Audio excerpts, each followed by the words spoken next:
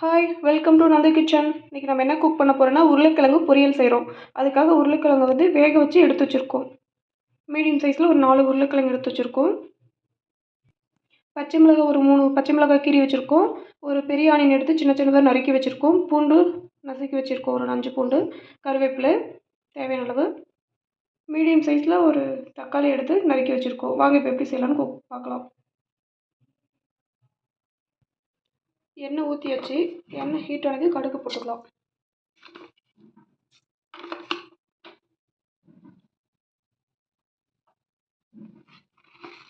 கடுகு தேவையான அளவு, சீரகம்,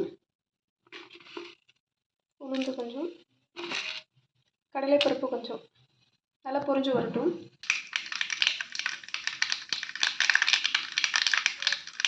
கடுகு பொரிஞ்சிருச்சு. இப்போ நம்ம ஆனியன் சேர்த்துக்கலாம்.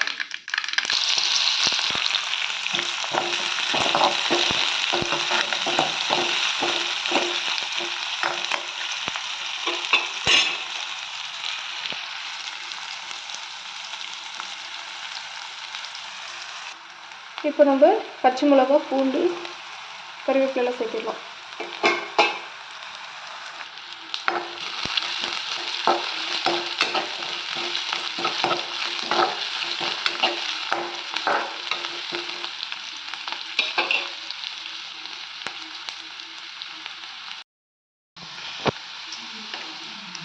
ஆனியன் நல்லா வதங்கி வந்துடுச்சு. நம்ம இப்போ தக்காளி சேர்த்துக்கலாம்.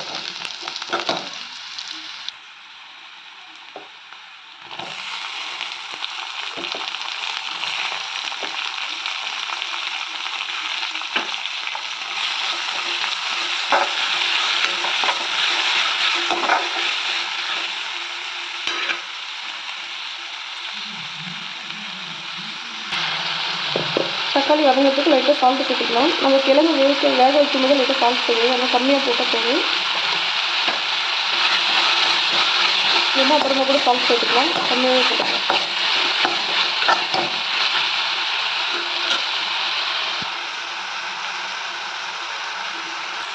தக்காளி இப்போ பாதி அளவு வந்துருக்கு. இப்போ நம்ம மசாலாவாக சேர்த்துக்கலாம். மிளகாய் தூள் தேவையான அளவு. நம்ம பச்சை மிளகாய் ஆல்ரெடி 2 சேர்த்துக்கிறோம், நம்ம மீடியமாகவே சேர்த்துக்கலாம் மிளகாய் பொடி. மல்லித்தூள் 1/4 ஸ்பூன், மஞ்சள் தூள் தேவையான அளவு, பெருங்காயப்பொடி கொஞ்சம்,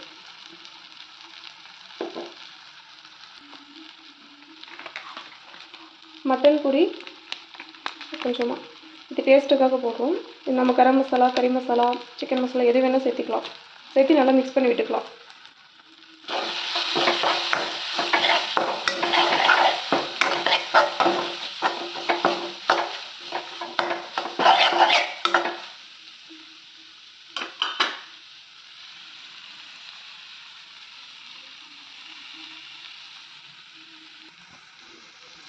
நல்லா மசாலாலாம் வதங்கி வந்துச்சு. நம்ம இந்த டைம் லைட்டாக ஒரு 1/4 டம்ளர் தண்ணி சேர்த்துக்கலாம். அப்போ தான் உருளைக்கிழங்கு நல்லா மசாலா சேர்ந்து வரும், அதனால் தண்ணி சேர்த்துறோம்.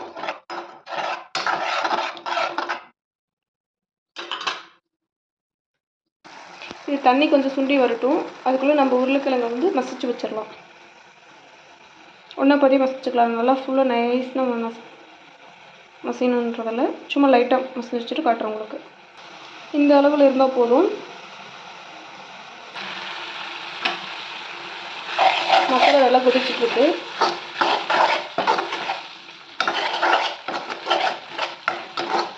இன்னும் ஒரு 2 நிமிஷம் கொதிக்கும்.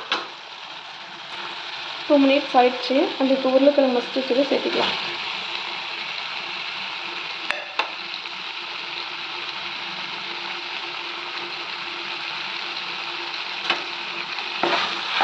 சும்மா லைட்டாக கிளறி விடலாம். நம்ம ஹெவியாக கொடுத்து நல்லா மசிக்கக்கூடாது.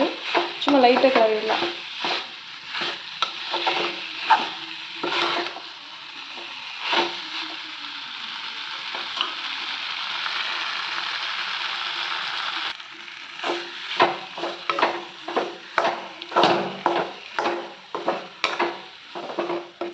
அந்த தண்ணிலாம் வற்றி இப்போ நல்லா கிரேவி பதத்துக்கு வந்துடுச்சு. நம்ம அவ்வளோ தைப்பையும் ஸ்டாப் பண்ணிடலாம். இது மாதிரி நம்ம செஞ்சு ரசம் அது மாதிரிலாம் செஞ்சுருக்கோன்னா நல்லாயிருக்கும். தயிர் சாதம் எல்லாம் நல்லாயிருக்கும். நம்ம எம்டி ஒயிட் ரைஸில் சாப்பிட்டாலுமே நல்லாயிருக்கும். ஒரு டைம் ட்ரை பண்ணி பாருங்கள்.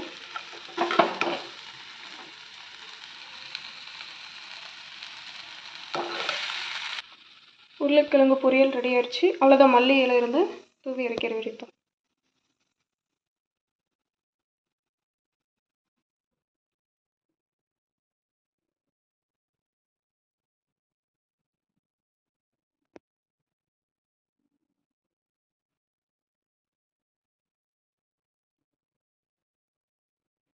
என்னுடைய வீடியோ உங்களுக்கு பிடிச்சிருந்தா மறக்காமல் நந்து கிச்சன் யூடியூப் சேனலை சப்ஸ்கிரைப் பண்ணுங்கள். Thank you all.